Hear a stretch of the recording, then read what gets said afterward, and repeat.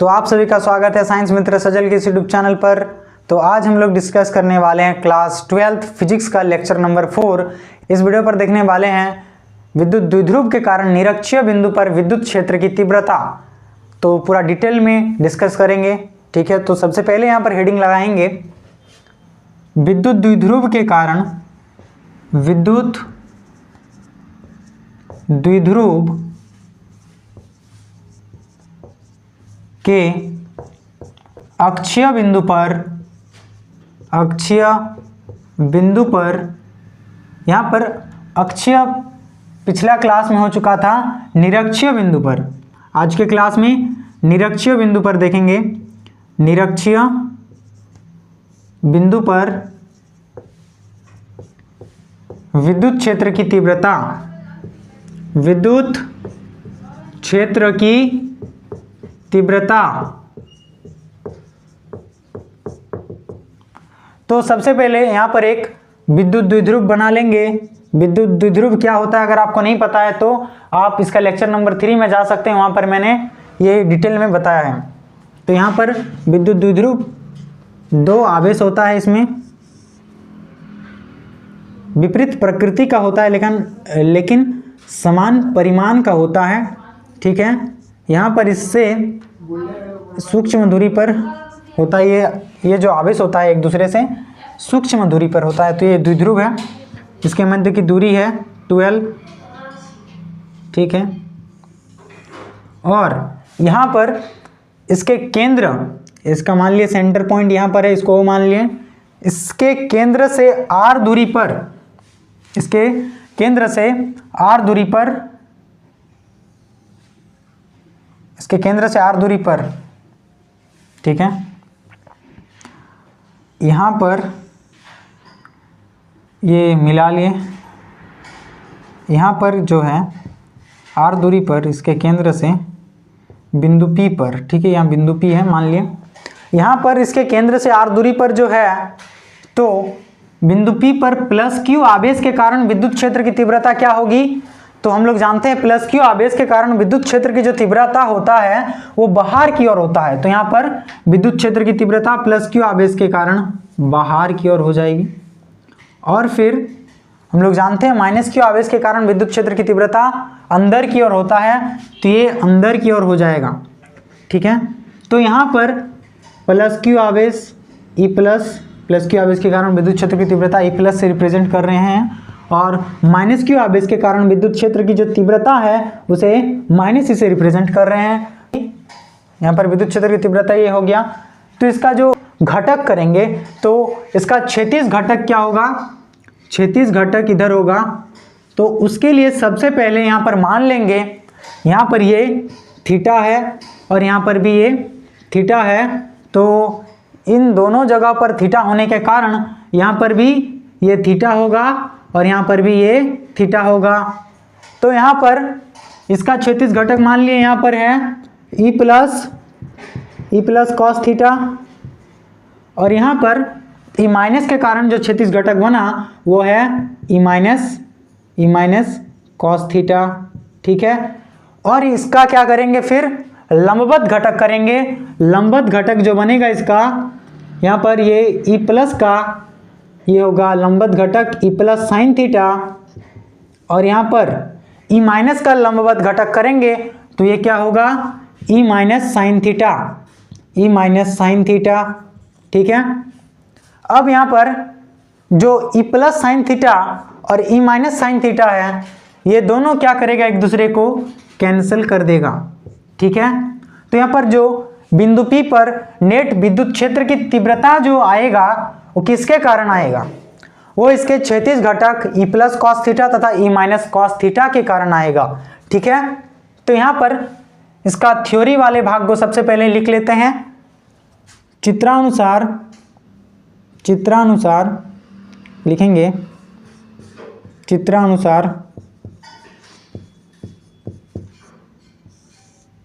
एक विद्युत द्विध्रुव है, एक विद्युत द्विध्रुव है, ठीक है। इसके केंद्र से केंद्र से r दूरी पर, इसके केंद्र से r दूरी पर यहाँ पर इसके केंद्र से r दूरी पर निरक्षीय बिंदु, ठीक है, निरक्षीय बिंदु P पर विद्युत क्षेत्र की तीव्रता, विद्युत क्षेत्र की तीव्रता ज्ञात करनी है, ठीक है। उसके लिए बिंदु P पर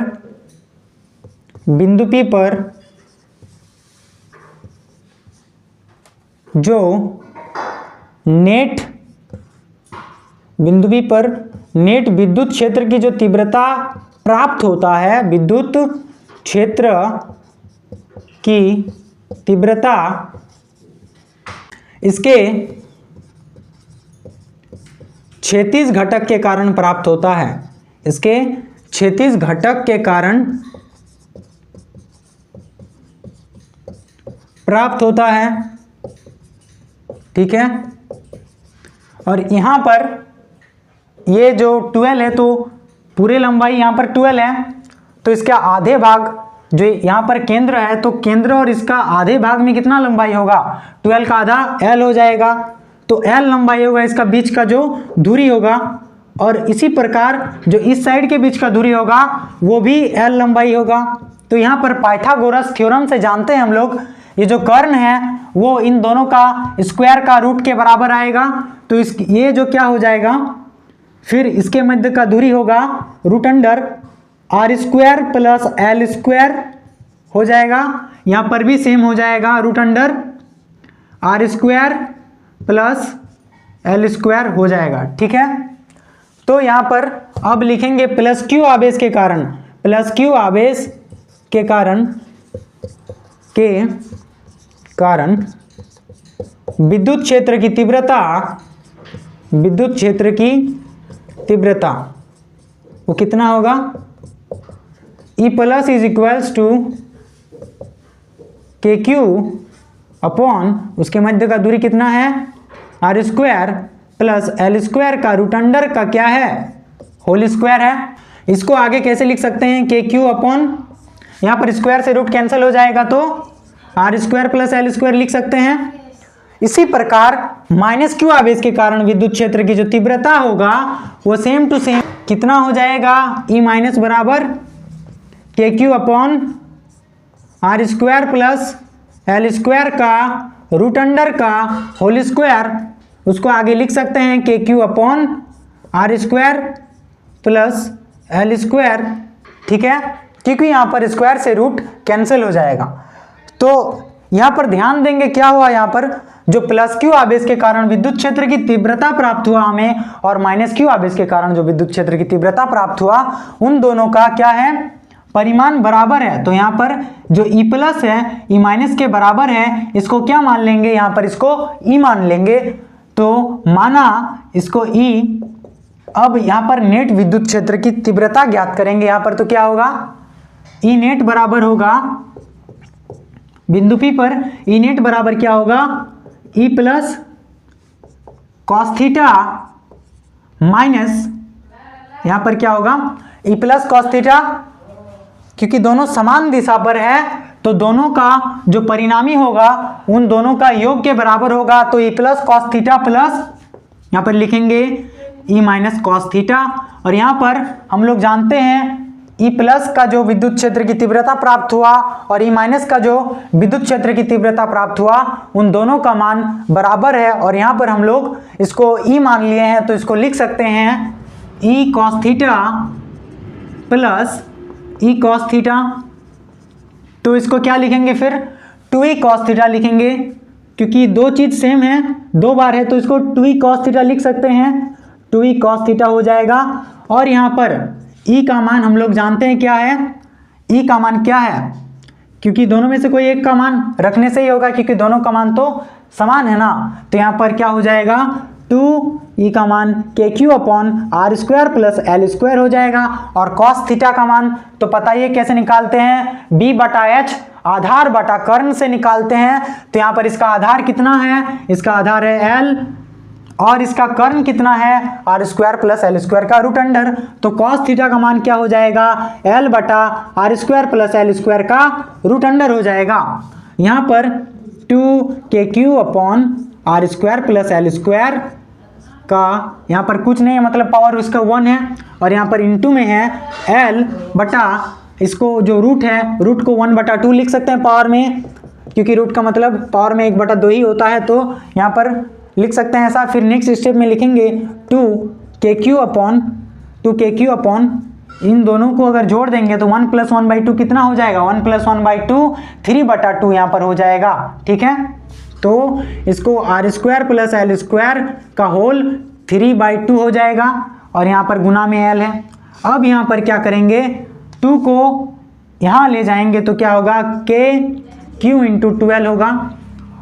यहाँ पर Q/12 क्यों किए, क्योंकि इसका एक फॉर्मूला होता है P = Q/12। P यहाँ पर क्या है, विद्युत द्विध्रुव है, विद्युत द्विध्रुव आघूर्ण होता है। ठीक है, अब इसको क्या लिख सकते हैं, नीचे में है R² प्लस L² का होल 3/2 यहाँ पर। और एक चीज़ ध्यान देंगे, यहाँ पर जो R है वो L से माना गया है, बहुत ज़्यादा बड़ा है, तो यहाँ पर L का मान को नेग्लिजिबल मान लेंगे, क्योंकि यहाँ पर R का जो मान है वो L से बहुत ज़्यादा है।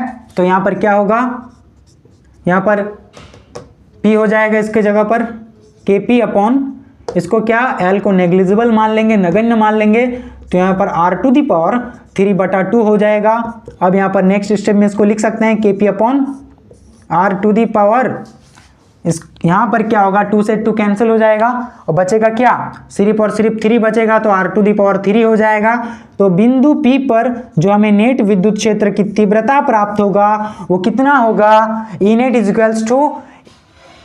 KP/R³।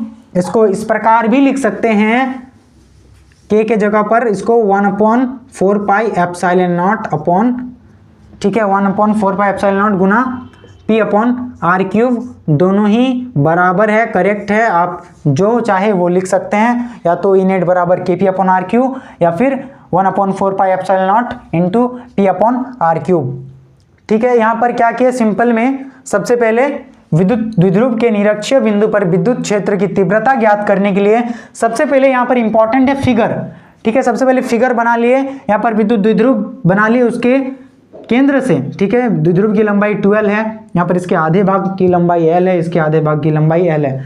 इसके केंद्र से R दूरी पर बिंदु P मान लिए, यहाँ पर बिंदु P पर हमें विद्युत क्षेत्र की तीव्रता ज्ञात करना है, तो उसके लिए यहाँ पर इसको क्या किए, घटक में तोड़ लिए। यहाँ पर क्या किए, +Q आवेश के कारण विद्युत क्षेत्र की तीव्रता और -Q आवेश के कारण विद्युत क्षेत्र की तीव्रता ज्ञात कर लिए। फिर इसका घटक तोड़ने के बाद यहाँ पर लंबवत घटक एक दूसरे को निरस्त कर दे रहे हैं, एक दूसरे को कैंसिल कर दे रहे हैं, तो फिर हमें नेट विद्युत क्षेत्र की तीव्रता इसके क्षैतिज घटक के कारण प्राप्त हो रहा है। और फिर उसके बाद क्या किए, उसके बाद इसका थ्योरी वाले भाग को लिख लिए। यहाँ पर चित्रानुसार एक विद्युत द्विध्रुव है, इसके केंद्र से R दूरी पर बिंदु P पर, R दूरी पर, ठीक है, यहाँ पर निरक्षीय बिंदु P पर विद्युत क्षेत्र की तीव्रता ज्ञात करनी है। ठीक है, बिंदु P पर नेट विद्युत क्षेत्र की तीव्रता इसके क्षैतिज घटक के कारण प्राप्त होता है, क्योंकि यहाँ पर एक दूसरे को लंबवत जो घटक है वो निरस्त कर दे रहे हैं। इसी प्रकार +Q आवेश के कारण विद्युत क्षेत्र की तीव्रता और -Q आवेश के कारण विद्युत क्षेत्र की तीव्रता का जो मान है वो दोनों बराबर है, तो वहाँ पर ये लिख दिए कि E+ बराबर E- बराबर, यहाँ पर मान लिए इन दोनों को E। ठीक है, यहाँ पर Enet बराबर क्या हुआ, क्योंकि दोनों समान दिशा में हैं, तो Enet बराबर E+ cos θ plus E- cos θ प्राप्त हुआ। चूंकि यहाँ पर E+ और E- बराबर है E के, तो इसको E cos θ लिख सकते हैं। फिर 2 बार है तो 2E cos θ लिख दिए। फिर E का मान KQ/R² प्लस L² है, यहाँ से देख सकते हैं। उसके बाद cos θ तो जानते ही B/H होता है, आधार बटा कर्ण होता है, वहाँ से इसका cos θ का मान ज्ञात कर लिए हैं। फिर यहाँ पर क्या किए, इसके बाद इन दोनों का जो मान आया उसको यहाँ पर लिख दिए। फिर नेक्स्ट में अल्टीमेटली जो हमें फॉर्मूला प्राप्त हो रहा है वो Enet बराबर KP/R³ प्राप्त हो रहा है। अब यहाँ पर एक चीज़ जो है वो ध्यान देना है, यहाँ पर इसका सदिश रूप क्या होता है। चूँकि हम लोग जानते हैं विद्युत द्विध्रुव का जो दिशा होता है वो नेगेटिव टू पॉजिटिव की ओर होता है, लेकिन यहाँ पर क्या हो रहा है, इसका दिशा, इस द्विध्रुव के दिशा के द्विध्रुव का दिशा इधर है, लेकिन इसका दिशा जो है परिणामी दिशा वो इधर है। तो जब सदिश रूप लिखते हैं तो यहाँ पर ई नेट जो होता है, सदिश रूप जब लिखते हैं, ठीक है, वेक्टर रूप में, सदिश रूप में यहाँ पर KP vector upon r cube तो होता है, लेकिन यहाँ पर माइनस का साइन आ जाता है। क्यों आता है? क्योंकि ये एक दूसरे के विपरीत दिशा में होता है, इसलिए यहाँ पर माइनस साइन आ जाता है। ठीक है, अगर आप लोगों को इस वीडियो में इस नीचे वाले पोर्शन का वीडियो नहीं दिखाई दे रहा है तो मैं इसको आगे में शिफ्ट कर दूंगा। ठीक है, अब यहाँ हमारे पास आता है एक समान विद्युत क्षेत्र में रखे विद्युत द्विध्रुव पर बलाघूर्ण। तो इसको देखने वाले हैं कैसे ज्ञात कर सकते हैं, एकदम बिल्कुल आसान भाषा में। ठीक है, यहाँ पर सबसे पहले एक समान विद्युत क्षेत्र, यहाँ पर फिगर बना लेंगे। यहाँ पर सबसे पहले एक समान विद्युत क्षेत्र है, ये मान लिए। ठीक है, यहाँ पर जो विद्युत क्षेत्र है, ये यदि रेखाएं एक समान एक दूसरे के समांतर हो तो वहाँ विद्युत क्षेत्र जो होता है वो एक समान होते हैं, ये जानते हैं हम लोग। अब यहाँ पर एक समान विद्युत क्षेत्र जो है उस पर एक विद्युत द्विध्रुव है, यहाँ पर एक विद्युत द्विध्रुव है। ठीक है, इसको सीधा बनाएंगे, एक विद्युत द्विध्रुव है। ठीक है, इस विद्युत द्विध्रुव जो है, यहाँ पर ये जो विद्युत द्विध्रुव है, इस विद्युत द्विध्रुव पर हमें क्या करना है, बलाघूर्ण ज्ञात करना है। ठीक है, बलाघूर्ण ज्ञात करना है। यहाँ पर जो प्लस क्यू आवेश है मान लें यहाँ पर, और यहाँ पर माइनस क्यू आवेश है। ठीक है, और इसके मध्य के जो दूरी है वो कितना है, 12 है। ठीक है, और इसको जो है वो थीटा एंगल पर रखा गया है, विद्युत क्षेत्र के साथ इसको थीटा एंगल पर रखा गया है, ये विद्युत द्विध्रुव को। तो यहाँ पर एक चीज क्या है कि जो प्लस क्यू आवेश के कारण विद्युत क्षेत्र पर जो बल लगता है वो विद्युत क्षेत्र की दिशा पर लगता है। विद्युत क्षेत्र की दिशा किधर से किधर की ओर होता है, प्लस से माइनस की ओर होता है। तो यहाँ पर ये विद्युत क्षेत्र की दिशा है, ठीक है, इधर है, और जो प्लस क्यू आवेश के कारण बल लगता है वो भी विद्युत क्षेत्र की दिशा में लगता है। अब यहाँ पर बल कितना लगता है वो जानेंगे। तो यहाँ पर आपको पहले क्लास में बताए हैं कि विद्युत क्षेत्र की जब तीव्रता का डेफिनेशन बता रहे थे तो अब यहाँ पर बताए थे जो E होता है वो F/Q0 के बराबर होता है, और यहाँ पर Q0 आवेश है। तो यहाँ से हम लोग बल को निकाल सकते हैं। बल क्या हो जाएगा फिर, F = EQ होगा, या फिर QE लिख सकते हैं, यहाँ पर QE लिख सकते हैं। यहाँ पर Q0 के जगह पर कोई भी आवेश हो सकता है, तो जो बल होता है वो कितना होता है, QE होता है। तो यहाँ पर बल कितना लगेगा फिर, विद्युत क्षेत्र की दिशा में QE बल लगेगा, और माइनस क्यू आवेश के कारण जो बल लगता है वो विद्युत क्षेत्र की विपरीत दिशा में लगता है, और विद्युत क्षेत्र की विपरीत दिशा में फिर कितना बल लगेगा, यहाँ पर भी सेम QE बल लगेगा। अब यहाँ पर बलाघूर्ण ज्ञात करने के लिए सबसे पहले यहाँ पर देखेंगे कि नेट बल कितना लग रहा है। तो नेट बल ज्ञात करने के लिए हम लोग क्या करेंगे, यहाँ पर जो प्लस क्यू आवेश के कारण बल है और माइनस क्यू आवेश के कारण बल है, वो दोनों बल समान परिमाण के हैं लेकिन विपरीत दिशा में है, इसलिए ये जो नेट बल है, जो नेट बल निकल रहा है वो क्या है, शून्य हो जा रहा है विपरीत दिशा में होने के कारण। इस प्रकार ये बलयुग्म क्या कर रहा है, बलाघूर्ण उत्पन्न कर रहा है, और ये बलाघूर्ण के कारण ये घूम रहा है। ठीक है, ये विद्युत क्षेत्र में घूम रहा है, किसके कारण, बलाघूर्ण के कारण घूम रहा है। तो बलाघूर्ण ज्ञात करने के लिए फॉर्मूला जानते हैं हम लोग कि बल गुना लंबवत दूरी होता है। तो यहाँ पर जो लंबवत दूरी बना लेते हैं, यहाँ पर लंबवत दूरी, ठीक है, यहाँ पर इसका ये यहाँ पर 12 है, इसका क्षैतिज घटक 12 cos थीटा हो जाएगा, इसका लंबवत घटक जो निकलेगा वो कितना निकलेगा, 12 sin थीटा निकलेगा। क्या निकलेगा, 12 sin थीटा। ठीक है, अब यहाँ पर लिखते हैं इसका थ्योरी। तो चित्रानुसार एक समान विद्युत क्षेत्र में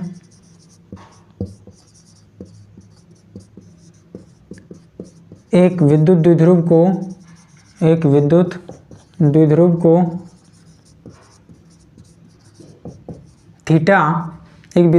को थीटा कोण पर रखा गया है, थीटा कोण पर रखा गया है, ठीक है, रखा गया है, तब इस द्विध्रुव पर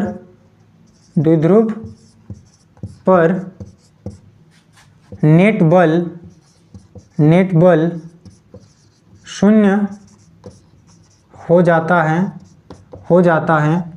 इस प्रकार ये बल युग्म जो है, इस प्रकार ये बल युग्म बलाघूर्ण उत्पन्न करता है, बलाघूर्ण उत्पन्न करता है, ठीक है। अब यहाँ पर बलाघूर्ण जो उत्पन्न करता है, बलाघूर्ण का फॉर्मूला क्या होता है, बलाघूर्ण को रिप्रेजेंट करते हैं यहाँ टाउ से, और इसका फॉर्मूला क्या होता है, या तो लंबवत बल गुणा दूरी या फिर बल गुणा लंबवत दूरी। तो यहाँ पर हम लोग लेंगे बल गुणा लंबवत दूरी फॉर्मूला। तो बल कितना है, यहाँ पर प्लस क्यू आवेश और माइनस क्यू आवेश पर दोनों पर बल समान है, तो कोई एक लेने से ही होगा। तो यहाँ पर क्या हो जाएगा, क्यू ई गुणा लंबवत दूरी कितना है, 12 साइन थीटा है, 12 साइन थीटा है। यहाँ पर इसको इस प्रकार लिख सकते हैं, ई यहाँ पर क्या लिख सकते हैं, Q इंटू 12 और ई साइन थीटा लिख सकते हैं। और हम लोग जानते हैं जो Q इंटू 12 होता है वो किसके बराबर होता है, P के बराबर होता है। P क्या होता है, विद्युत द्विध्रुव आघूर्ण होता है। तो इसको P ई साइन थीटा लिख सकते हैं। ये जो होता है यही एक समान विद्युत क्षेत्र में विद्युत द्विध्रुव पर आंतरिक बलाघूर्ण का फॉर्मूला होता है, P ई साइन थीटा। इसको वेक्टर फॉर्म में सदिश रूप में इस प्रकार भी लिख सकते हैं, P vector cross E vector लिख सकते हैं, ठीक है। अब यहाँ पर एक चीज आता है, ये जो द्विध्रुव है इसका साम्यावस्था, द्विध्रुव की साम्यावस्था में जब ये द्विध्रुव इस पर 0 डिग्री पर होता है, जब ये द्विध्रुव जो होता है वो 0 डिग्री पर होता है, ठीक है। 0 डिग्री पर जब होता है तब क्या होता है, जब ये 0 डिग्री पर होता है तब साइन 0 का मान 0 होता है। ये जो बलाघूर्ण है इस फॉर्मूला से साइन 0 का मान 0 होता है, तब इस पर बल जो है वो शून्य लगता है। तो 0 डिग्री पर द्विध्रुव अस्थायी साम्यावस्था में होता है।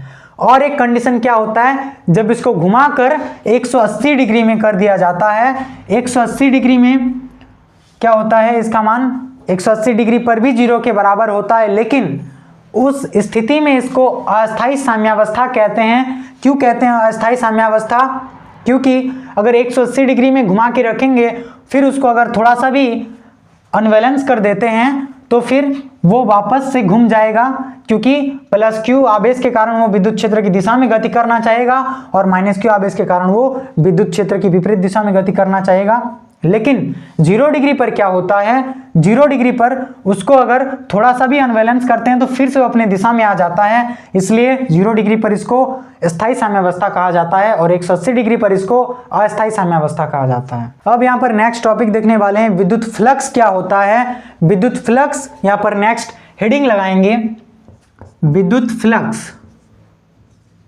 विद्युत फ्लक्स, ठीक है।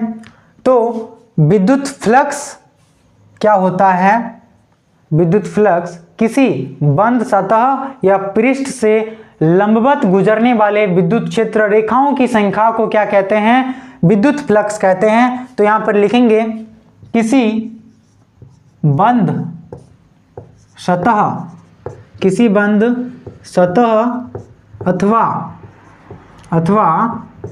पृष्ठ से गुजरने वाले लंबवत विद्युत क्षेत्र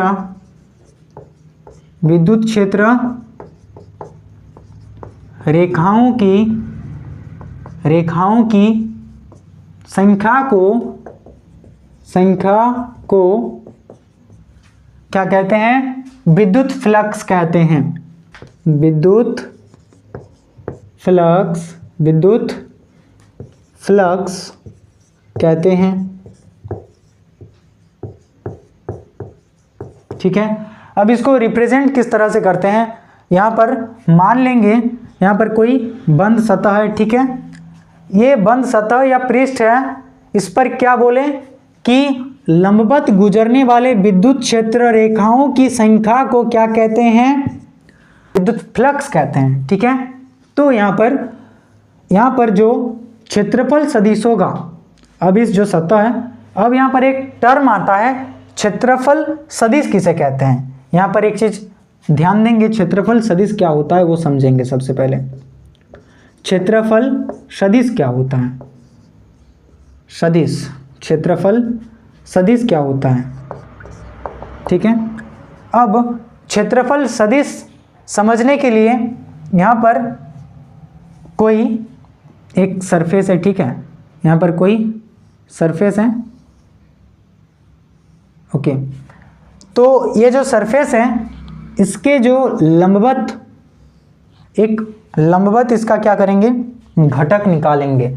इसका जो लंबवत घटक निकलेगा, ये मान लें कोई एक क्षेत्रफल है, यहाँ पर ये क्षेत्रफल है, इसका लंबवत घटक जो होता है उसी को, यहाँ पर ये जो मेरा हाथ है ये क्षेत्रफल है मान लिए, इसका जो यहाँ पर लंबवत घटक है इसी को कहते हैं क्षेत्रफल सदिश। क्षेत्रफल सदिश क्या होते हैं आप लोग समझ गए होंगे। क्षेत्रफल सदिश का यहाँ पर लिख देते हैं एक बार, क्या होता है डेफिनेशन। किसी भी सतह का लंबवत घटक किसी भी सतह का लंबवत घटक क्षेत्रफल सदिश होता है। उस जो सतह होता है उसका क्षेत्रफल सदिश होता है। ठीक है, यहाँ पर ये इस तरह से होगा, क्षेत्रफल सदिश होता है। ठीक है, अब यहाँ पर सतह है, अब यहाँ पर ध्यान देंगे, यहाँ पर ये एक सतह है, इस पर ये विद्युत क्षेत्र रेखाएं हैं, ये गुजर रहा है इस सतह से। अब इस सतह का जो क्षेत्रफल सदिश है वो मान लिए इस प्रकार इधर है। ठीक है, अब ये जो है ये गुजर के पार हो जा रहा है इस प्रकार से इससे, तो यहाँ पर क्या हो रहा है, यहाँ पर इधर निकल जा रहा है इस प्रकार। तो यहाँ पर इसके साथ ये जो क्षेत्रफल सदिश है इसको ए से रिप्रेजेंट करते हैं। ठीक है, यहाँ पर ये मान लिए डीए है, क्योंकि इस क्षेत्रफल का इस सतह का एक छोटा सा घटक है। ठीक है, इसके साथ जो कोण बन रहा है यहाँ पर वो थीटा है। यहाँ पर हमेशा जो कोण होता है, जो एंगल लेते हैं हम लोग, वो विद्युत क्षेत्र रेखाएं और उस क्षेत्रफल सदिश, उस सतह का क्षेत्रफल सदिश के बीच का होता है। क्षेत्रफल सदिश और विद्युत क्षेत्र रेखाओं के बीच का हम लोग कोण लेते हैं। तो इसका जो फॉर्मूला होता है, इसको विद्युत फ्लक्स को हम लोग फाई से रिप्रेजेंट करते हैं। तो ये होता है E dot D A vector, E vector dot D A vector होता है। और ये तो छोटा सा डी ए भाग के लिए और संपूर्ण भाग के लिए निकालते हैं, तो उसको हम लोग इंटीग्रेट करते हैं और ये होता है फाइनली फॉर्मूला। ठीक है, इसको इस प्रकार भी लिख सकते हैं हम लोग, ई डॉट ए। ठीक है, और यहाँ पर नोट करके लिखेंगे, कि हमेशा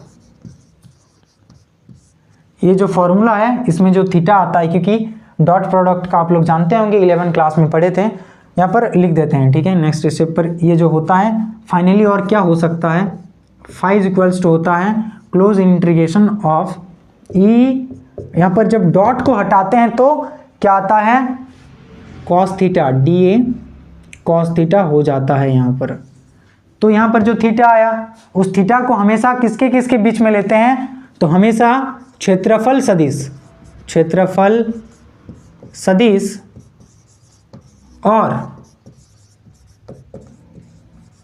और विद्युत क्षेत्र, यहाँ पर जो विद्युत क्षेत्र रेखाएं हैं उसके बीच में लेते हैं, और विद्युत क्षेत्र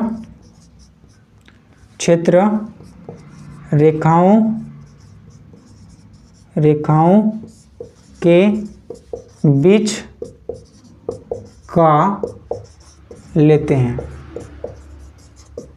ठीक है, तो यहाँ पर आई होप आप लोग समझ गए होंगे कि विद्युत फ्लक्स क्या होता है और क्षेत्रफल सदिश क्या होता है। इसको ध्यान में रखेंगे, क्षेत्रफल सदिश क्या होता है। तो उम्मीद करते हैं बहुत अच्छा से समझ में आया होगा आप लोगों को। और अगर आप लोग चाहते हैं कि मैं इसी प्रकार वीडियो बनाऊं तो आप लोग कमेंट कर सकते हैं, और अगर कहीं पर भी दिक्कत हो तो आप कमेंट करके बता सकते हैं। ठीक है, मिलते हैं, थैंक यू।